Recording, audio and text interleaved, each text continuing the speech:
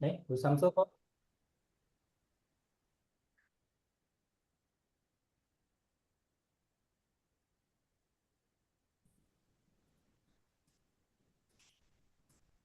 Baik, Assalamualaikum warahmatullahi wabarakatuh. Izin membuka pertemuan saya ini, pertemuan malam ini ya Bapak Ibu, karena saya mungkin bab yang pertama, jadi izin saya buka untuk menghemat waktu. Terima kasih atas perhatian dan kehadiran teman-teman semua. Malam ini kita akan membahas mengenai resiko suku bunga yang merupakan mata kuliah dari manajemen resiko dan IRM. Di mana kita harus membahas materi ini lebih kurang 1 jam. Berikut adalah nama-nama kelompok kita yang terdiri dari 9 orang. Ada Ibu Ayu Bapak Daud Rumaropen, saya sendiri Elvira Kurniasari, Ibu Rini Hunawa, Ibu Rohani Hutagalung, Ibu Rosita Muyapa, Ibu Samsul Surya, Bapak Siprianus Syaleket, dan Bapak Sofian Agung Wijaya. Baik, saya mulai saja untuk presentasi yang pertama. Boleh next slide, Pak.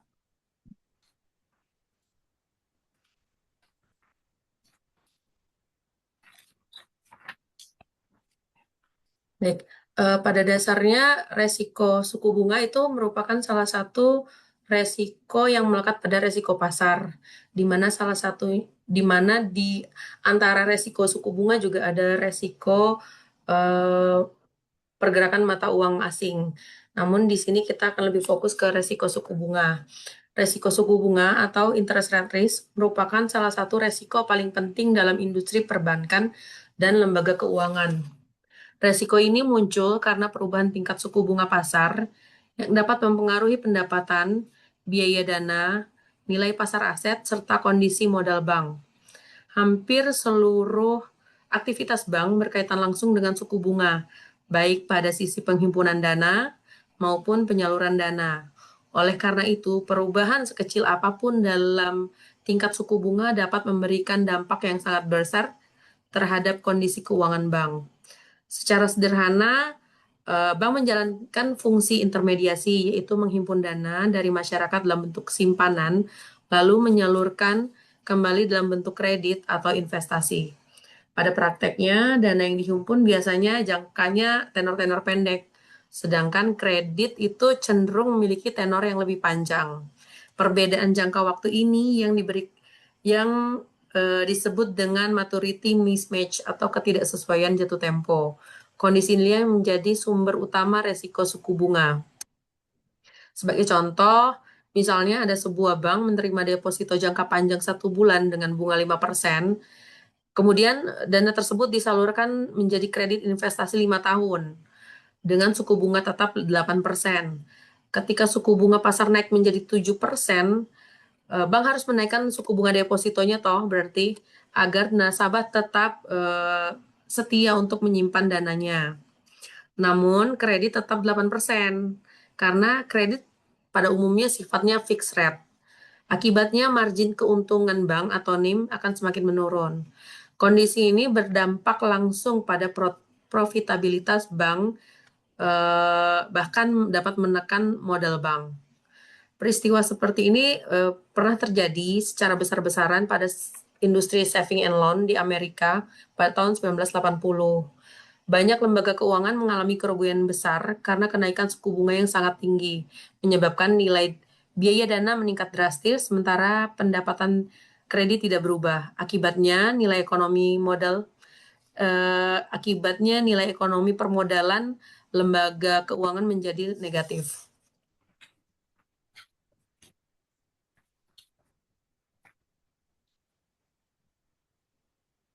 Yang pada dasarnya memainkan peranan besar dalam perubahan suku bunga adalah kebijakan bank sentral.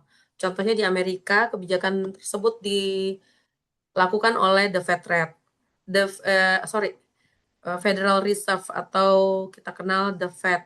Ketika inflasi meningkat dan ekonomi terlalu panas, the Fed kecenderungannya menaikkan suku bunga untuk mengurangi jumlah uang yang beredar.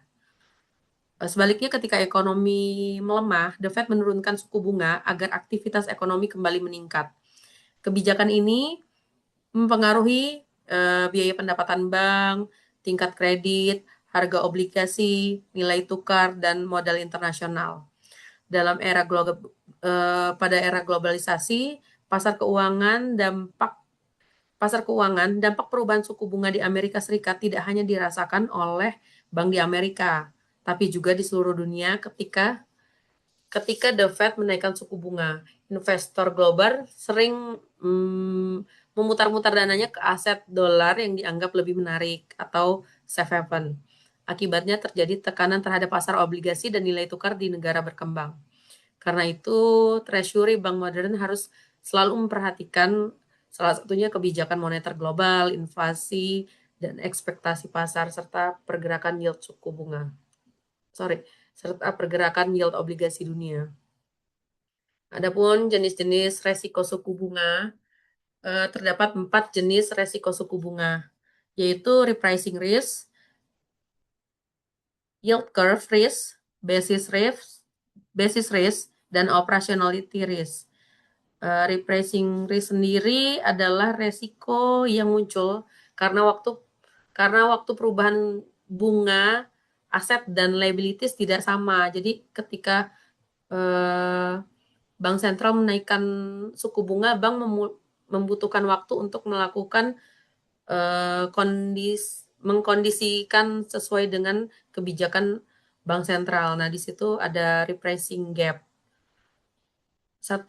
Misalnya deposito di repricing setiap 1 bulan, sedangkan kredit di repricing setiap 1 tahun. Ketika bunga naik, biaya dana meningkat lebih cepat dibandingkan pendapatan kredit, sehingga laba bank turun. Ini merupakan bentuk resiko suku bunga yang paling umum dalam perbankan. Yang kedua, yield curve. Yield curve risk muncul akibat perubahan bentuk kurva imbal hasil. Dalam kondisi normal, suku bunga jangka panjang lebih tinggi dibandingkan jangka pendek. Namun, kondisi tertentu kurva dapat menjadi flat atau datar, bahkan berbalik atau inverted. Perubahan bentuk yield curve dapat mempengaruhi spread bunga yang semakin tipis, mempengaruhi strategi investasi nasabah juga, strategi investasi bank juga, dan nilai portofolio obligasi bank. Yang ketiga, basis risk. Basis risk terjadi ketika aset dan liabilities menggunakan benchmark suku bunga yang berbeda. Misalnya kredit menggunakan JIBOR. Dulu JIBOR ya, sekarang Indonesia. Sedangkan deposito menggunakan suku bunga internal bank. Perubahan benchmark tersebut tidak selalu sama sehingga margin keuntungan bank dapat berubah meskipun secara teori repricing aset dan liabilities terlihat seimbang. Yang terakhir adalah operationality risk, di mana operationality risk muncul karena nasabah memiliki hak untuk mengubah arus kas kontrak. Contohnya, pelunasan kredit dipercepat, penarikan deposito sebelum jatuh tempo, financing, atau callable bond. Resiko ini sangat penting karena perilaku nasabah sering berubah ketika terjadi perubahan kondisi suku bunga. Next, bab kedua.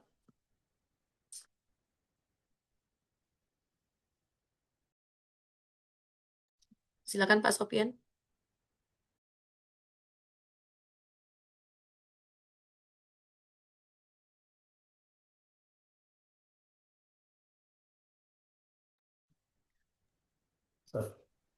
Terima kasih. Setelah kita memahami dasar-dasar risiko suku bunga di bab 1, kita masuk ke instrumen pengukuran yang paling fundamental dalam perbankan, yaitu repricing model, atau yang sering kita kenal dengan gap analysis. Fokus utama modelnya sangat praktis. Kita ingin melihat bagaimana fluktuasi suku bunga pasar akan mempengaruhi net interest income, NII, atau pendapatan bunga bersih bank dalam periode waktu tertentu. Jadi sederhananya ini adalah alat navigasi kita untuk memantau sensitivitas pendapatannya bank terhadap pergerakan pasar. Ya, jadi tujuan utamanya mengukur dampak perubahan suku bunga terhadap pendapatan bunga bersih ya, net interest income. Dan komponen inti dari ini adalah dibagi menjadi dua. Yang pertama adalah rate sensitive asset atau RSA. Aset yang tingkat bunganya dapat berubah. Dan ini mengukur dampak perubahan suku bunga terhadap pendapatan bersih atau net interest income. Berikutnya adalah rate sensitive liabilities. Yang diukur adalah kewajibannya. Jadi kewajiban yang tingkat bunganya dapat berubah. Komponen inti yang diukur cuma dua ini saja, RSA dan RSL.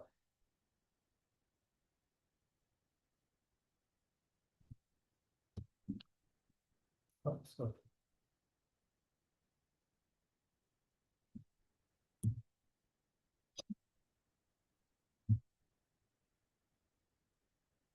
Klasifikasi instrumen sensitif suku bunga. Ini contoh ya.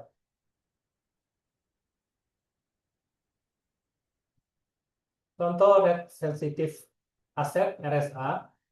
Yang pertama pinjaman dengan bunga mengambang atau floating rate loans.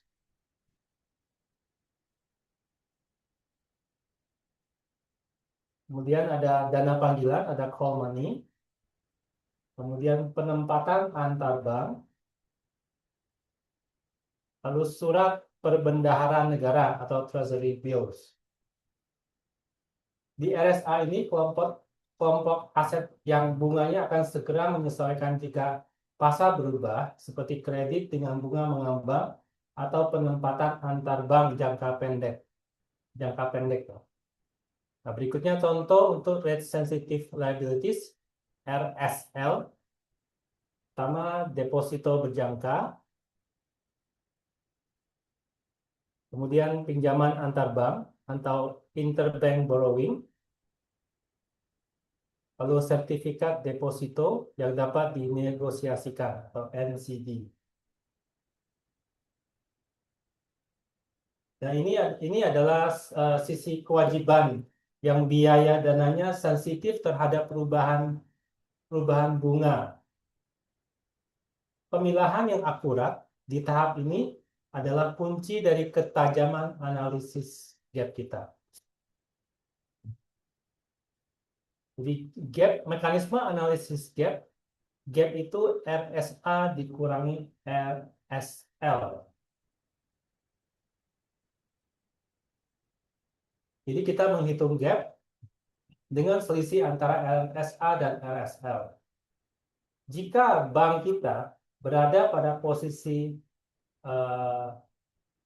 aset sensitif atau gap positif atau RSA-nya lebih besar daripada RSL, maka kenaikan suku bunga adalah kabar baik. Karena pendapatan dari aset akan naik lebih cepat dibandingkan biaya dana kita. Sebaliknya, jika kita dalam posisi liability sensitif atau RSL lebih besar daripada RSA, maka kenaikan suku bunga akan menekan margin kita karena biaya dana membengkak lebih cepat daripada pendapatan aset. Sebagai manajemen, posisi gap ini adalah pilihan strategis yang harus kita kelola sesuai dengan proyeksi arah ekonomi.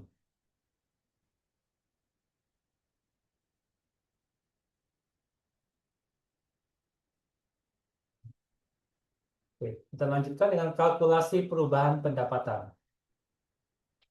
Secara matematis kita bisa mengestimasi dampak perubahan pendapatan melalui rumus delta NII sama dengan gap dikalikan dengan perubahan suku bunga delta I. perubahan suku bunga.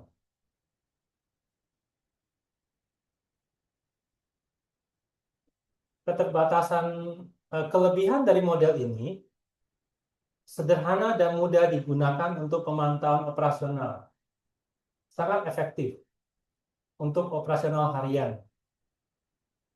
Namun eh, kelemahannya ini hanya bersifat jangka pendek.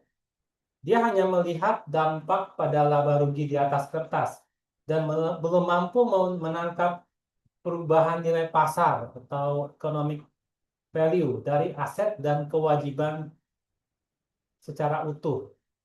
Kelemahan ini nanti akan membawa kita pada pembahasan model yang lebih kompleks di bab selanjutnya.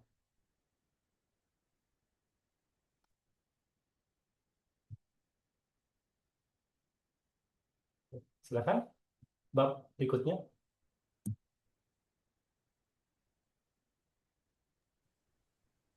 Baik, untuk keterbatasan utama repricing model itu ada beberapa. Yang pertama itu repricing model sendiri adalah metode untuk mengukur resiko suku bunga pada bank atau lembaga keuangan dengan melihat kesenjangan waktu atau gap antara aset dan liabilities yang akan mengalami perubahan suku bunga atau akan dilakukan repricing dalam periode tertentu. Metode ini sering digunakan dalam manajemen IRR atau interest rate risk, terutama untuk menganalisis dampak perubahan suku bunga terhadap pendapatan bunga bersih, sebagaimana telah dijelaskan Pak Sofyan sebelumnya.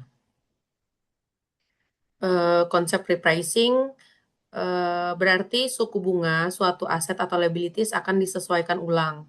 Yang kedua, instrumen tersebut jatuh tempo lalu akan diperbarui dengan bunga baru. Contoh, ketika kredit bunga floating yang direview setiap 3 bulan akan di repricing setiap 3 bulan. Deposito 1 bulan akan di repricing setiap 1 bulan. Adapun cara kerja repricing model adalah aset dan liabilities tertentu dikelompokkan berdasarkan kapan suku bunganya berubah dan atau kapan aset tersebut atau liabilities tersebut akan jatuh tempo. Misalnya berdasarkan bucket waktu.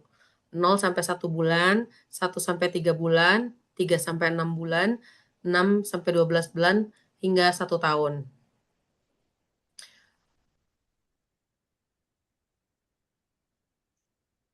Adapun kelemahan dan kelebihan dari repricing model adalah um, karena aplikasinya sangat sederhana dan mudah untuk digunakan, sehingga cocok untuk analisis jangka pendek dan membantu Alkobank dalam mengelola resiko suku bunga yang membutuhkan keputusan cepat. Sedangkan kelemahannya adalah tidak memperhitungkan perubahan nilai pasar. Model hanya fokus pada pendapatan bunga, bukan nilai ekonomis aset. Yang kedua, mengasumsikan repricing langsung. Padahal dalam prakteknya, nasabah bisa menarik dana lebih cepat. Kredit bisa dilunasi juga lebih cepat. Dan perilaku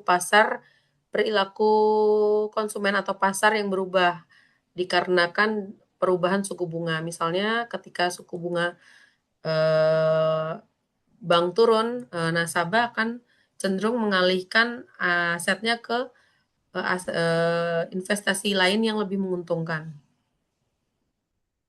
Yang ketiga, tidak mempertimbangkan durasi arus kas karena muncul metode yang lebih maju metode yang lebih maju seperti duration gap dan economic value of equity atau EVA.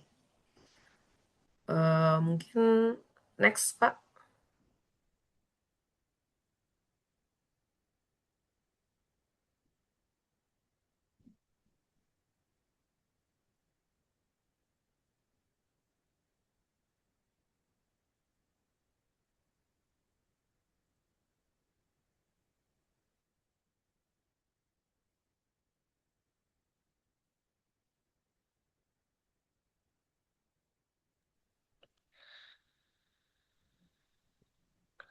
Baik, setelah sebelumnya kita membahas mengenai konsep dasar risiko suku bunga dan pendekatan di pricing model, sekarang kita masuk ke pendekatan berikutnya yaitu maturity model.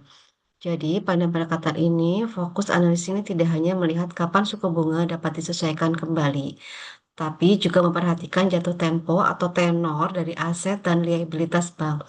Jadi dengan kata lain, model ini mencoba mengukur maturity mismatch, yaitu ketidaksesuaian jangka waktu antara sumber dana dan penyaluran dana yang dimiliki oleh bank. Prinsip dasarnya hanya sederhana saja, yaitu semakin panjang tenor suatu instrumen keuangan, maka semakin sensitif nilainya terhadap perubahan suku bunga pasar. Jadi, ketika suku bunga berubah, instrumen dengan jangka panjang biasanya mengalami perubahan nilai yang lebih besar dibanding instrumen jangka pendek. Sebagai contoh adalah obligasi. Obligasi dengan tenor 10 tahun akan lebih berisiko terhadap kenaikan suku bunga dibanding dengan obligasi tenor 1 tahun.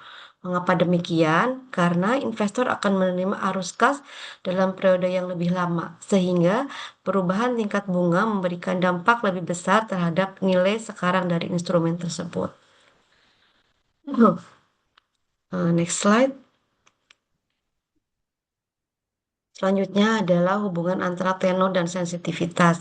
Jadi, hubungan antara tenor dan sensitivitas ini merupakan salah satu konsep penting dalam manajemen risiko suku bunga. Semakin panjang tenor suatu instrumen, maka semakin tinggi sensitivitas nilainya terhadap perubahan tingkat bunga pasar. Dalam struktur neraca bank, kondisi ini perlu menjadi perhatian khusus. Ketika aset bank didominasi oleh kredit atau surat berharga jangka panjang, sementara sumber pendanaan berasal dari liabilitas jangka pendek, maka bank akan menghadapi risiko ketidaksesuaian jatuh tempo atau maturity mismatch. Sebagai ilustrasi, obligasi dengan tenor 10 tahun akan mengalami penurunan bunga yang jauh lebih besar dibanding dengan obligasi tenor 1 tahun ketika suku bunga naik. Hal ini terjadi karena arus kas instrumen jangka panjang lebih lama kembalinya, sehingga lebih sensitif terhadap perubahan tingkat diskonto. Dari sisi profil kerentanan, bank dengan portofolio aset jangka panjang akan lebih rentan mengalami penurunan nilai ekonomi ekuitas ketika terjadi suku bunga secara signifikan. Oleh karena itu, pengolahan struktur tenor menjadi sangat penting agar keseimbangan antara profitabilitas dan risiko tetap terjaga. Untuk mengendalikan risiko tersebut, bank biasanya menggunakan berbagai pendekatan seperti maturity gap analysis, duration analysis, hingga strategi lindung nilai atau hedging. Dengan demikian, bank dapat menjaga stabilitas kinerja dan ketahanan neraca di tengah sorry, volatilitas suku bunga. Oke, next slide. Jadi, Bapak Ibu, setelah kita memahami bagaimana maturity model yang digunakan untuk melihat ketidaksesuaian jatuh tempo aset dan liabilitas, kita juga perlu memahami bahwa model ini memiliki beberapa keterbatasan penting. Yang pertama adalah aspek nilai waktu uang atau time value of money. Maturity model pada dasarnya hanya melihat jangka waktu jatuh tempo, tapi belum memperhitungkan bahwa nilai uang hari ini berbeda dengan nilai uang di masa depan. Jadi dalam praktik perbankan, Rp1 hari ini lebih bernilai dibanding dengan Rp1 yang akan kita terima di masa depan. Oleh karena itu, model ini belum mampu menggambarkan nilai ekonomi secara lebih akurat apabila terjadi perubahan suku bunga. Kemudian yang kedua, model ini belum memperhitungkan komponen pendapatan secara spesifik. Sebagai contoh, instrumen seperti obligasi atau kredit memiliki kupon, bunga maupun pola pembayaran yang berbeda-beda. Dua instrumen ini bisa saja memiliki tenor yang sama, tetapi sensitivitasnya terhadap perubahan suku bunga ini bisa saja berbeda karena struktur cash flow dan tingkat kuponnya tidak sama, sehingga maturity model belum mampu menangkap detail tersebut secara mendalam. Kemudian yang ketiga adalah detail arus kas. Model ini belum mempertimbangkan ketepatan waktu atau timing yang pas arus kas secara rinci. Padahal dalam manajemen risiko suku bunga, waktu penerimaan, pembayaran kas, ini sangat menentukan tingkat sensitivitas terhadap perubahan suku bunga. Misal, arus kas yang diterima lebih awal tentu akan memiliki dampak resiko yang berbeda dibanding dengan arus kas yang akan diterima di akhir periode. Oleh karena ini, keterbatasan tersebut dalam perkembangan manajemen risiko modern, bank tidak hanya menggunakan model ini.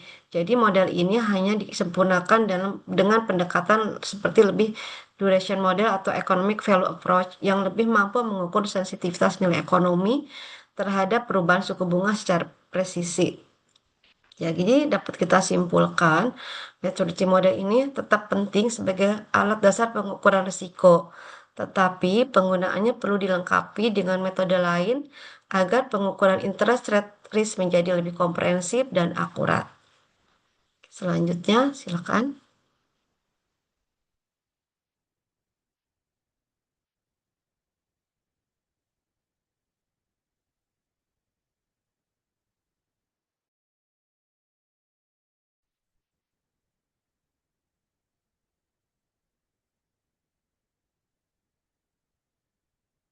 Baik, kita lanjut ke konsep dasar duration.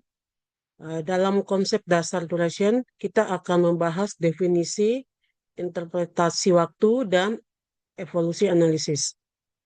Definisi duration itu sendiri adalah ukuran kuantitatif yang menunjukkan seberapa sensitif harga instrumen keuangan. Dalam hal ini terutama obligasi terhadap perubahan suku bunga. Dalam instrumen investasi obligasi, terdapat kaitan erat antara perubahan suku bunga dengan harga obligasi yang memiliki hubungan terbalik. Secara teoritis, apabila suku bunga naik, maka harga obligasi berpotensi untuk turun. Begitu juga sebaliknya, apabila suku bunga turun, maka harga obligasi berpotensi untuk naik. Eh, Namun yang menjadi permasalahan adalah ketika suku bunga berubah, harga semua obligasi akan bergerak secara bersamaan. Namun dengan besaran yang berbeda-beda, perbedaan naik turun harga ini terutama dikarenakan karena faktor durasi. Untuk mengukur sejauh mana sensitivitas sebuah obligasi terhadap perubahan suku bunga, maka digunakanlah ukuran durasi yang dinyatakan dalam satuan tahun.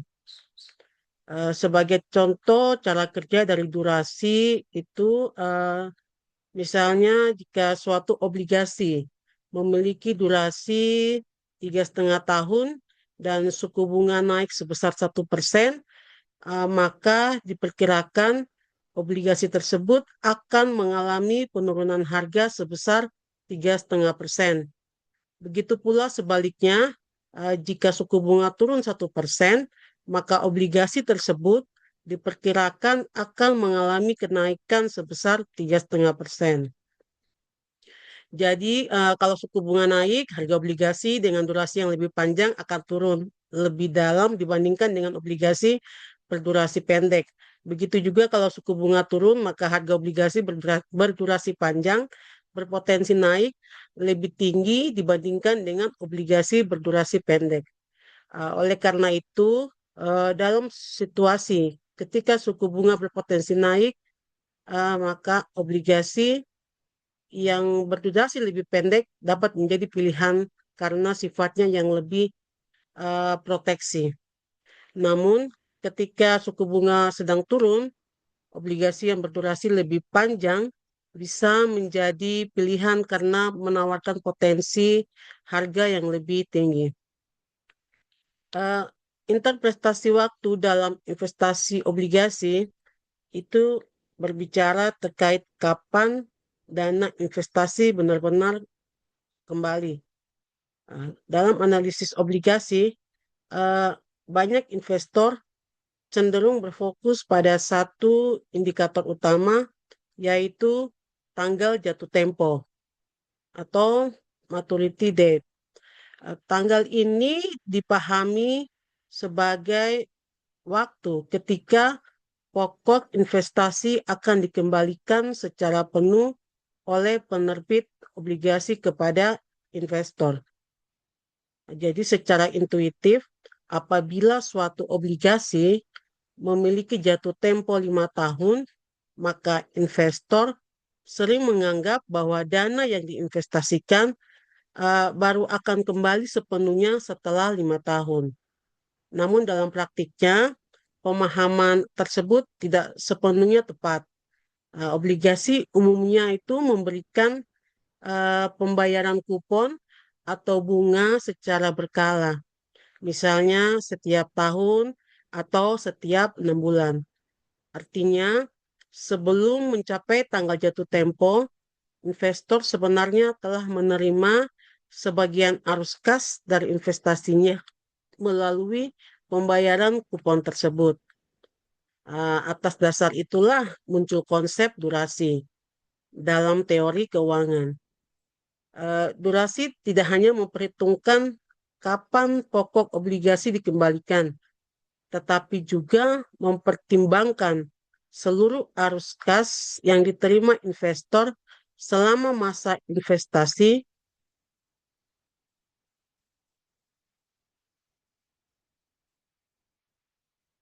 dapat dikembalikan.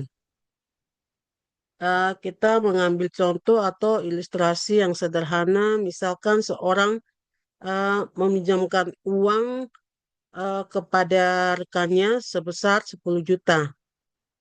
Skenario pertama itu tanpa pembayaran berkala. Jadi peminjam berjanji akan mengembalikan 10 juta itu tepat pada akhir tahun atau pada saat jatuh tempo.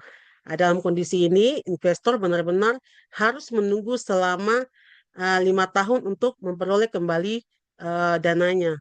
Kalau kita lihat skenario kedua, yaitu dengan pembayaran berkala, eh, peminjam tetap mengembalikan 10 juta pada akhir tahun kelima, tetapi setiap tahun ia memberikan pembayaran tambahan sebesar 1 juta sebagai bentuk imbalan atau bunga.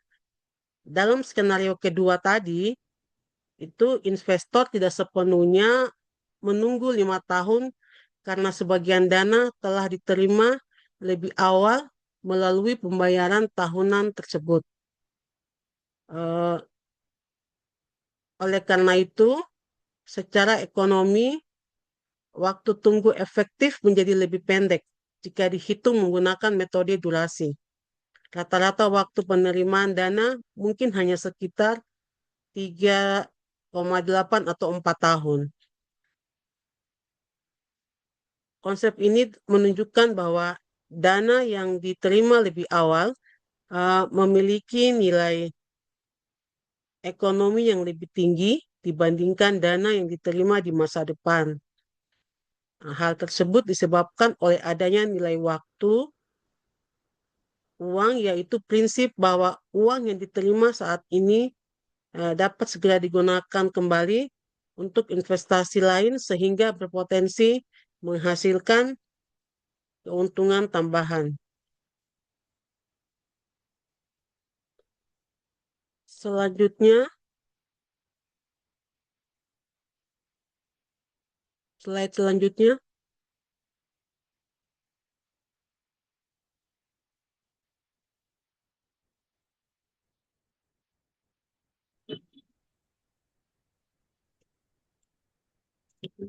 Yang selanjutnya adalah duration gap, economic Eh, value. eh,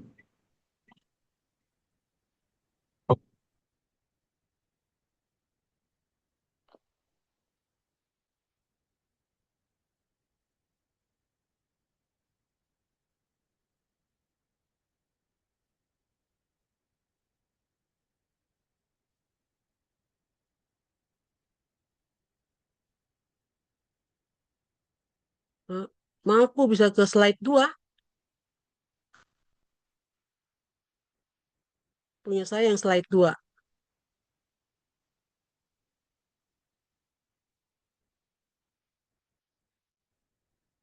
Ya, yang prinsip durasi dan sensitivitas obligasi. Ya, baik. Prinsip durasi dan sensitivitas obligasi. Dalam investasi obligasi, Durasi merupakan konsep penting yang digunakan untuk mengukur sensitivitas harga obligasi terhadap perubahan suku bunga. Jadi semakin besar nilai durasi suatu obligasi, semakin besar pula perubahan harga obligasi tersebut ketika suku bunga naik atau turun. Eh, jadi prinsip dasarnya sekali lagi, semakin tinggi durasi, semakin sensitif harga obligasi terhadap perubahan suku bunga. Hal ini terjadi karena harga obligasi ditentukan oleh nilai sekarang dari seluruh arus kas yang akan diterima investor, yaitu pembayaran kupon dan pengembalian pokok pada saat jatuh tempo.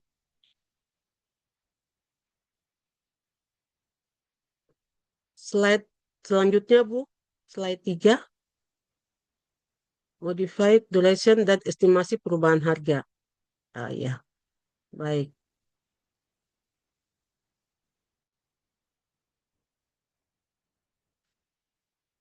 Setelah kita memahami bahwa durasi itu menunjukkan sensitivitas obligasi terhadap perubahan suku bunga, eh, langkah berikutnya adalah mengukur seberapa besar perubahan harga obligasi tersebut.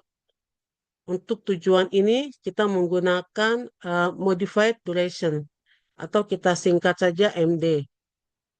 Modified duration merupakan ukuran yang menunjukkan perkiraan persentase perubahan harga obligasi akibat perubahan suku bunga. Secara sederhana, MD atau modified duration ini membantu investor menjawab pertanyaan. Kalau kita lihat di situ ada rumusnya, delta P per P sama dengan minus MD dikali delta I. Keterangannya, delta P per P itu adalah persentase perubahan harga obligasi, MD adalah modified duration, dan delta I adalah perubahan suku bunga. Tanda minus dalam rumus tersebut menunjukkan hubungan terbalik antara suku bunga dan harga obligasi. Jadi ketika suku bunga naik, harga obligasi turun, dan ketika suku bunga turun, harga obligasi naik. Kita pakai contoh sederhana untuk perhitungan sesuai dengan rumus yang tadi. Eh, Misalkan suatu obligasi memiliki modified duration sebesar 5. Kemudian suku bunga naik 1%, maka perhitungannya sesuai dengan rumus delta P per P sama dengan minus 5 dikali 1% sama dengan minus 5%. Artinya harga obligasi diperkirakan turun sekitar 5%. Sebaliknya, jika suku bunga turun 1%, maka harga obligasi diperkirakan naik sebesar 5%.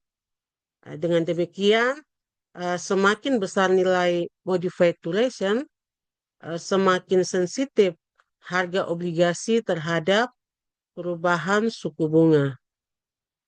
Maka modified duration adalah merupakan alat penting dalam analisis obligasi karena memungkinkan investor mengestimasi dampak perubahan suku bunga terhadap harga obligasi secara cepat dan praktis.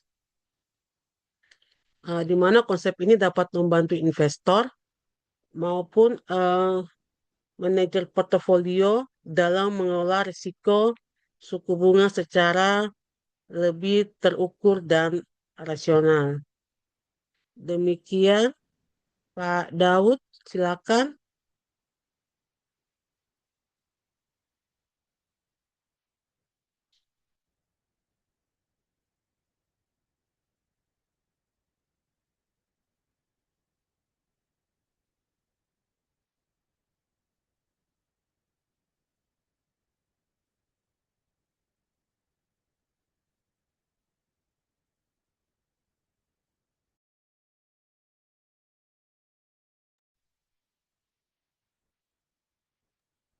Suaranya belum kedengeran, Pak.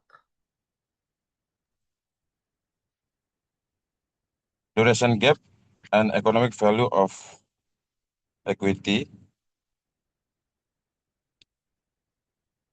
adalah tujuan utamanya adalah untuk mengukur eh, sensitivitas nilai ekonomi model bank atau EV terhadap fluktuasi suku bunga pasar, yang mana ini ekonomi value of equity atau EV merupakan nilai bersih dari seluruh arus kas aset yang dikurangi nilai terkini dan seluruh arus kas liabilities. Pentingnya analisis adalah untuk memungkinkan manajemen dalam melihat dampak perusahaan dan dampak perubahan suku bunga terhadap kekayaan bersih bank, bukan sekedar laba ditahan laba tahunan berjalan ya. Oke, mungkin slide berikutnya.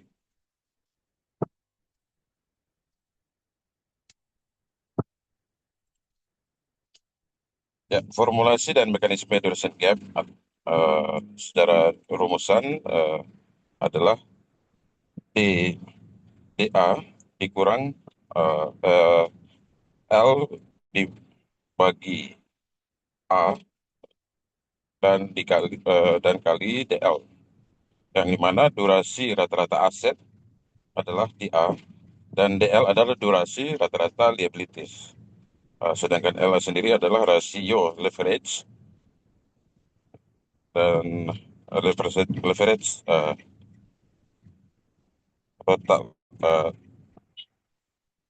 total dan total liabilities dan total aset.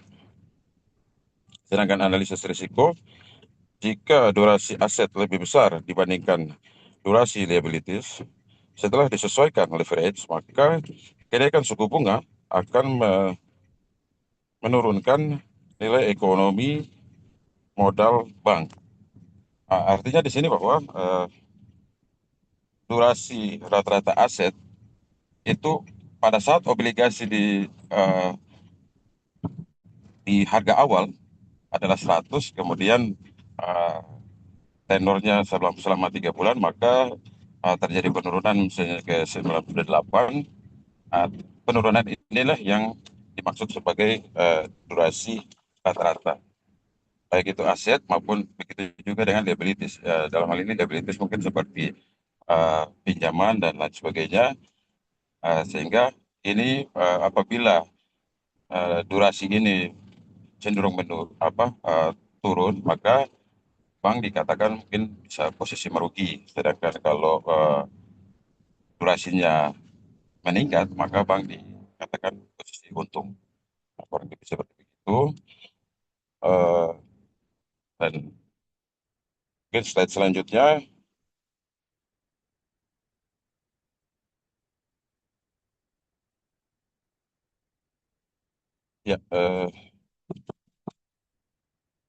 Ya, keunggulan pendekatan duration gap ya.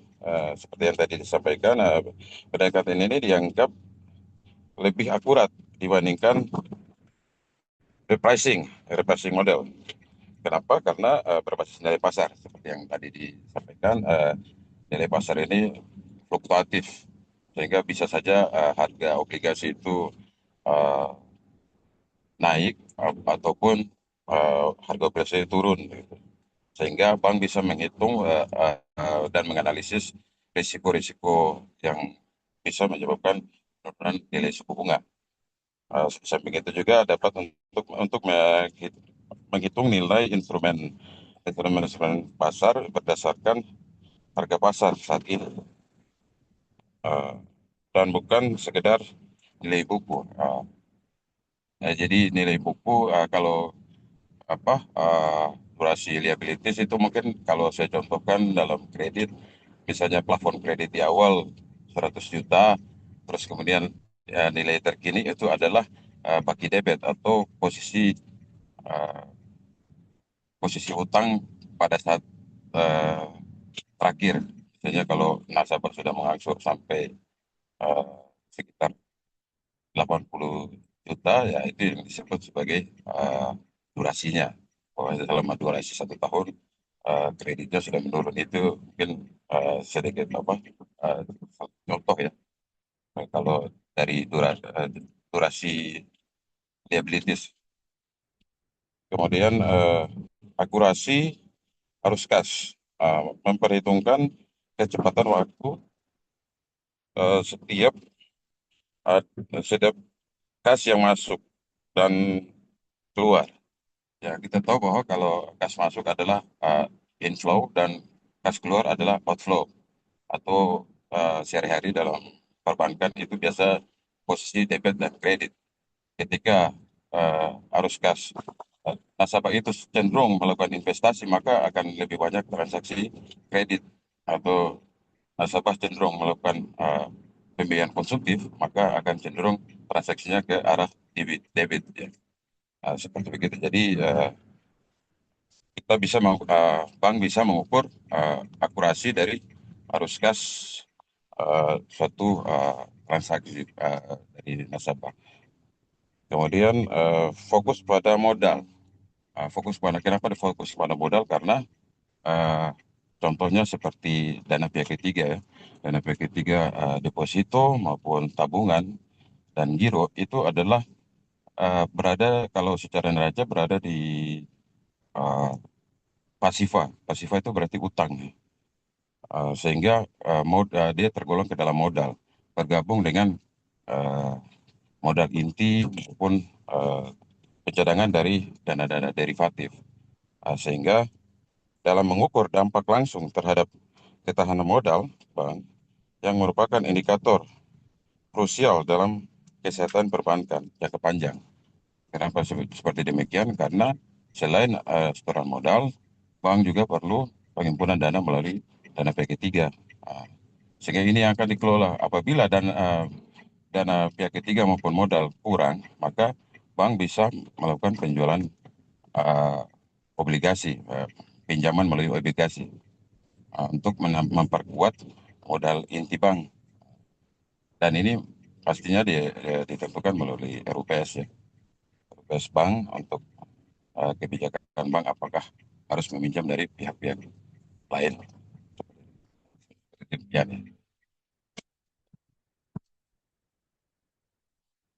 Dari kami sekian.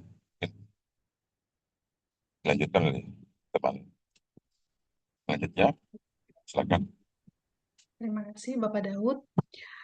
Pada bagian ini saya akan menjelaskan mengenai strategi mitigasi resiko suku bunga melalui pendekatan immunization atau imunisasi.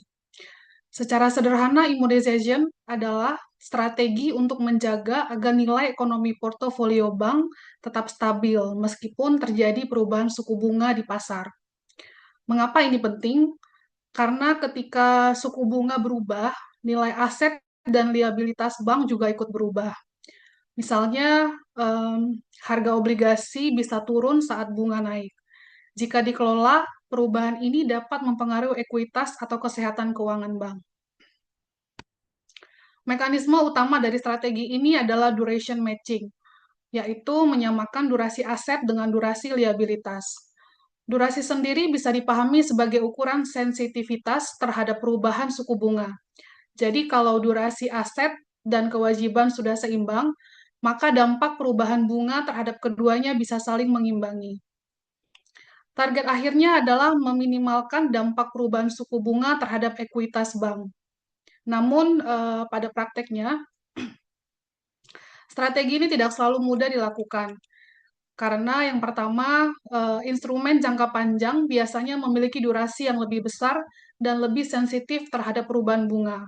Kemudian yang kedua, bentuk yield curve atau kurva imbal hasil bisa berubah tidak paralel. Artinya, bunga jangka pendek dan jangka panjang tidak selalu bergerak dengan arah dan besar yang sama. Selain itu, yang ketiga, ada faktor perilaku nasabah yang sulit diprediksi secara matematis. Misalnya, nasabah tiba-tiba melunasi kredit lebih cepat atau menarik dana simpanannya. Slide berikutnya, Pak. Nah, untuk selanjutnya, konsep convexity atau konveksitas. Kalau sebelumnya duration digunakan untuk mengukur sensitivitas harga terhadap perubahan bunga, sebenarnya duration memiliki keterbatasan karena hanya menggunakan pendekatan linear. Padahal dalam kenyataannya, hubungan antara harga obligasi dan suku bunga itu melengkung atau konveks, bukan garis lurus. Karena itu digunakan konsep convexity untuk memperbaiki akurasi estimasi perubahan harga obligasi, terutama saat perubahan bunga cukup besar. Adapun yang menjadi karakteristik daripada convexity yang penting adalah ketika suku bunga turun, kenaikan harga obligasi bisa menjadi lebih besar. Sebaliknya, saat bunga naik, penurunan harga obligasi relatif lebih kecil. Di sini artinya instrumen dengan konveksiti tinggi cenderung memberikan perlindungan risiko yang lebih baik. Jadi bisa disimpulkan eh, bahwa duration membantu mengukur sensitivitas awal, sedangkan konveksiti membantu memberikan estimasi yang lebih realistis terhadap perubahan harga akibat fluktuasi suku bunga. Slide berikutnya, Pak.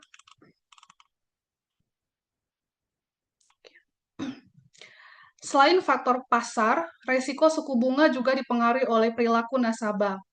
Pada slide ini ada dua risiko perilaku utama, yaitu prepayment risk dan extension risk. Prepayment risk biasanya terjadi saat suku bunga turun. Dalam kondisi ini, nasabah cenderung melunasi kredit lebih cepat, lalu mencari pinjaman baru dengan bunga yang lebih rendah. Bagi bank, adapun dampaknya adalah arus kas menjadi lebih cepat dari perkiraan dan bank kehilangan potensi pendapatan bunga di masa depan. Sebaliknya, extension risk terjadi saat suku bunga naik. Nasabah biasanya mempertahankan kredit lama dengan bunga rendah selama mungkin karena pinjaman baru menjadi lebih mahal. Akibatnya, durasi aset bank menjadi lebih panjang secara otomatis dan exposure resiko suku bunga meningkat. Di sini kita bisa melihat bahwa resiko suku bunga bukan hanya berasal dari perubahan pasar, tetapi juga dari perubahan perilaku nasabah yang mempengaruhi arus kas bank. Selanjutnya, Pak. Untuk slide terakhir, di sini saya membahas pengelolaan non-maturity deposit atau MND. Contohnya seperti tabungan dan giro, yaitu produk yang secara kontrak sebenarnya bisa ditarik kapan saja oleh nasabah. Namun di sini menariknya, secara perilaku sebagian besar dana ini cenderung stabil dan menetap dalam jangka waktu tertentu. Karena itu disebut sebagai core deposit. Tantangannya bagi bank adalah bagaimana memperkirakan stabilitas dana tersebut untuk kebutuhan manajemen risiko. Biasanya bank menggunakan beberapa pendekatan. Adapun pendekatan-pendekatan itu adalah yang pertama behavioral assumption, yaitu membuat asumsi perilaku berdasarkan data historis nasabah. Yang kedua decay rate, yaitu mengukur seberapa cepat saldo dana berkurang dari waktu ke waktu. Dan yang ketiga itu ada core deposit modeling, yaitu memisahkan dana yang dianggap stabil dan dana yang volatil agar pengelolaan risiko bisa menjadi lebih akurat. Dari sini kita bisa melihat bahwa pengelolaan risiko suku bunga tidak hanya fokus pada aset seperti kredit atau obligasi, tetapi juga pada perilaku dana pihak ketiga yang menjadi sumber pendanaan bank. Secara singkat, dari keseluruhan ini, mitigasi resiko suku bunga dilakukan melalui kombinasi strategi teknis seperti immunization dan convexity, serta pemahaman terhadap perilaku nasabah dan karakteristik sumber dana bank. Adapun yang menjadi tujuannya adalah menjaga stabilitas pendapatan dan nilai ekonomi bank di tengah perubahan suku bunga pasar. Selanjutnya akan dilanjutkan oleh rekan kami.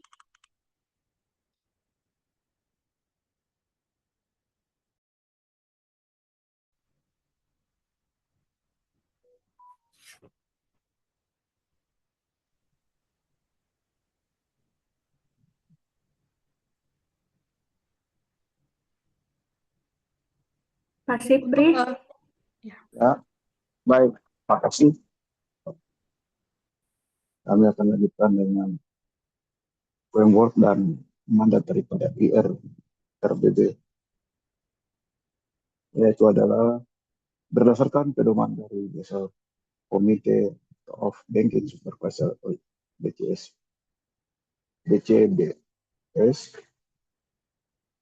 Terus fokus regulasinya adalah kewajiban bank untuk mengelola interest rate risiko in the banking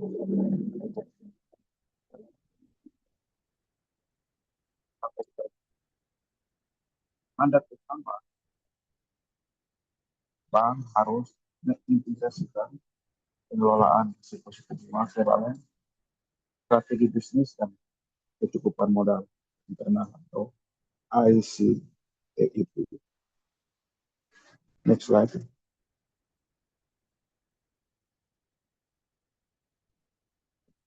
Komponen utama dalam pengukuran IRBB ada 4 pilar. 4 pilar pengukuran antara lain: 1, nilai daripada sensitivity, yaitu analisis dampak jangka pendek terhadap pendapatan bunga bersih.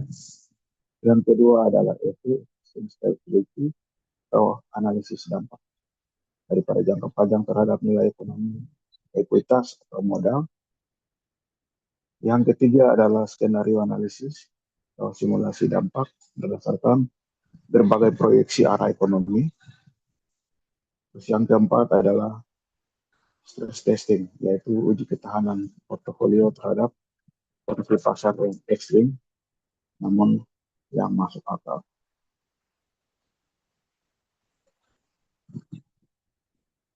Lanjut.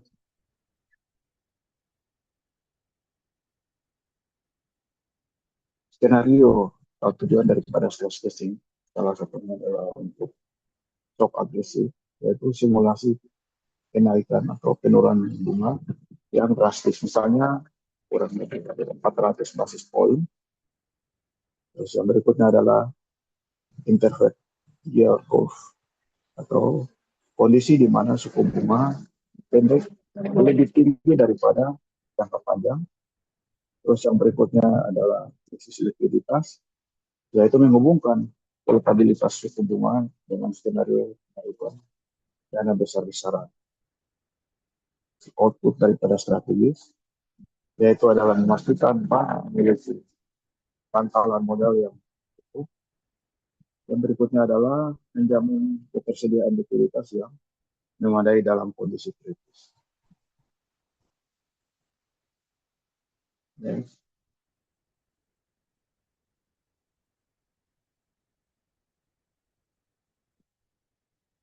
Next slide ya.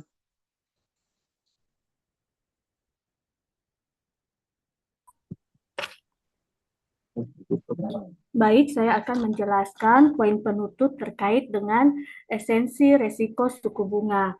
Nah, resiko suku bunga merupakan resiko yang cukup strategis, risiko utama yang strategis bagi industri perbankan. Mengapa demikian?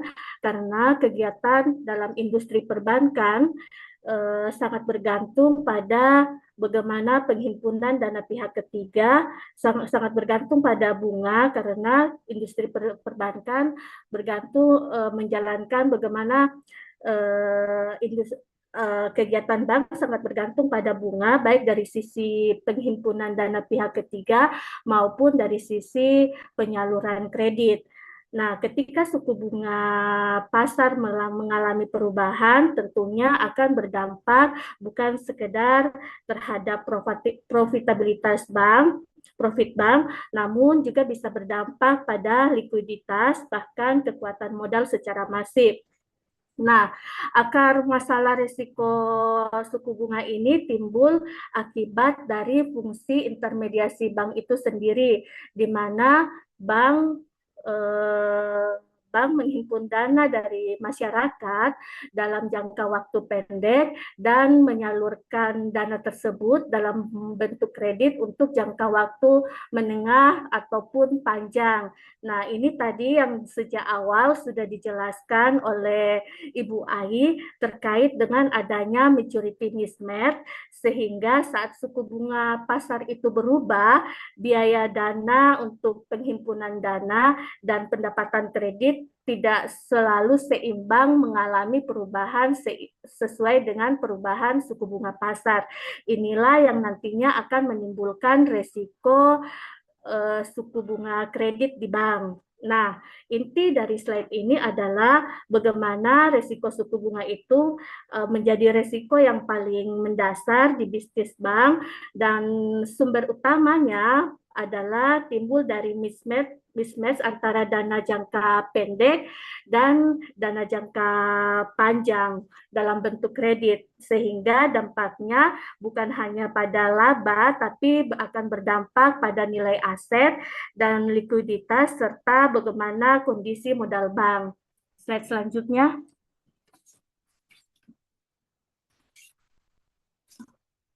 Slide selanjutnya terkait dengan evolusi pengukuran evolusi pengukuran suku bunga perbankan. Ini terjadi dalam dua era. Pertama adalah era tradisional dan era modern. Di era tradisional menitikberatkan pada net interest income. Di sini pendekatan ini menghitung selisih antara pendapatan bunga dari kredit dengan biaya bunga dari penghimpunan dari pihak ketiga. Metode yang digunakan adalah gap analysis, yaitu mengukur selisih antara aset dan liabilities yang sensitif terhadap perubahan suku bunga. Di sini pendekatannya cukup sederhana, karena dari pendekatan NII kita bisa melihat bagaimana perubahan suku bunga ini nanti berdampak terhadap laba, namun dampaknya hanya dilihat untuk jangka waktu pendek, sehingga terjadi kekurangan, keterbatasan dalam metode NII karena metode ini belum bisa memperhitungkan nilai uang, nilai waktu uang, lalu belum bisa memperhitungkan perilaku nasabah seperti yang tadi Mbak Rohani sudah sampaikan, serta belum bisa memperhitungkan risiko pasar secara mendalam. Kemudian di era modern, seiring perkembangan regulasi dan kompleksitas perbankan masuk dalam era modern terkait dengan industri keuangan, dikembangkanlah metode untuk mengukur perubahan suku bunga pasar itu dengan pendekatan economic value of equity atau EV. Nah, pendekatan ini menilai bagaimana perubahan suku bunga itu mampu mempengaruhi setiap komponen-komponen neraca yang ada di perbankan. Pengukuran ini dilakukan dengan menggunakan duration dan duration gap yang mempengaruhi sensitivitas nilai aset dan kewajiban terhadap perubahan suku bunga.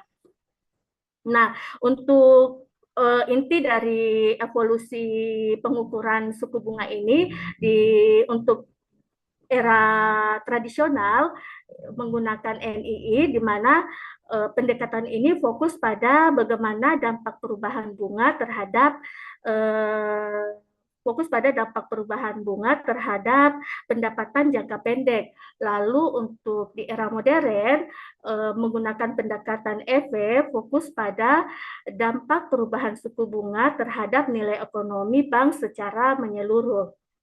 Nah, perkembangan evolusi ini menunjukkan bahwa risiko suku bunga ini pengendalian atau pengukuran suku bunga ini dari tahun ke tahun mengalami perubahan, sehingga menunjukkan bahwa bagaimana kita menghitung risiko suku bunga saat ini jauh dengan metode yang jauh lebih maju dan berorientasi pada manajemen risiko jangka panjang.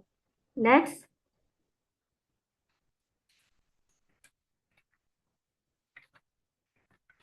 Terkait dengan pilar pengelolaan risiko suku bunga dalam era modern dan bagaimana faktor perilaku. Nah, di sini pertama yaitu pentingnya model perilaku. Dalam praktek modern, bank harus mempertimbangkan bagaimana perilaku nasabah terhadap terjadinya perubahan suku bunga di pasar. Seperti tadi juga yang sudah dijelaskan di awal oleh Mbak Rohani bahwa nasabah biasa berperilaku prepayment seperti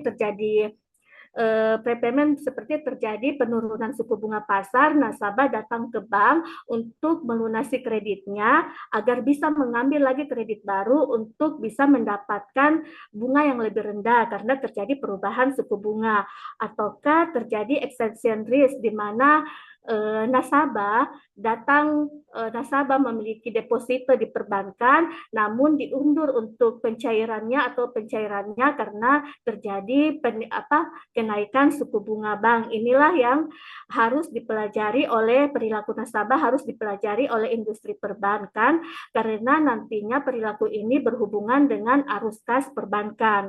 Nah, kemudian pengelolaan pilar selanjutnya adalah instrumen pengendalian aktif, yaitu dari sisi ALMA. ALMA ini mungkin sering kita perbankan mendengar Asset Liability Management.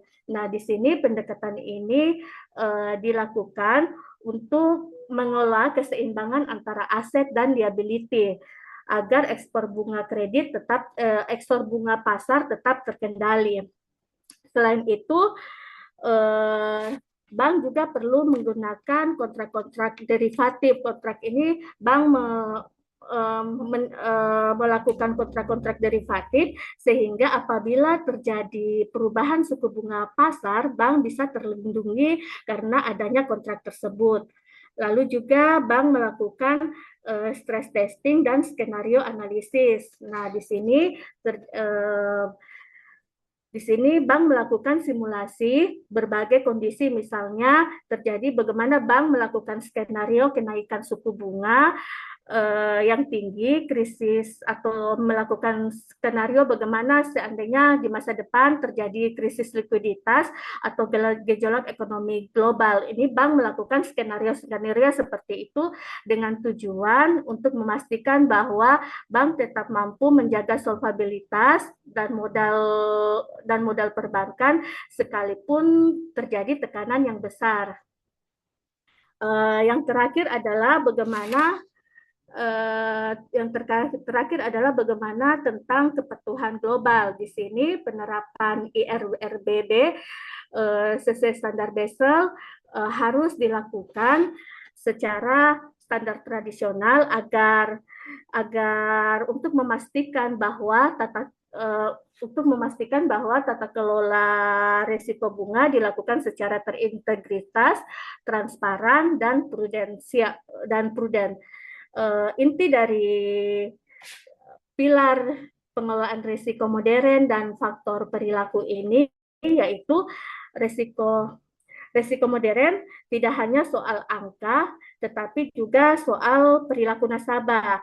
Lalu untuk bank harus lebih aktif mengelola risiko bunga melalui ALMA, hedging, dan stress testing. Serta itu pengukuran-pengukuran yang dilakukan harus mengacu pada standar internasional Basel IRRBB. Demikian kesimpulan dari presentasi kami. Selanjutnya mungkin kami ada kata-kata penutup.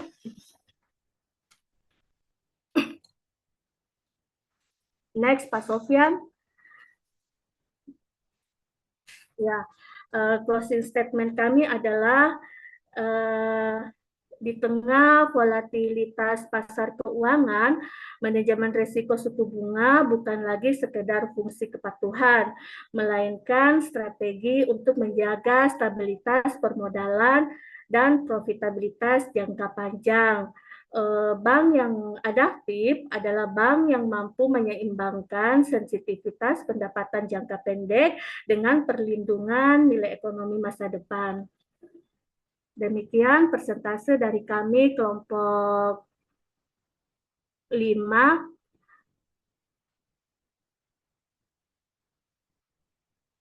terkait dengan manajemen risiko suku bunga perbankan.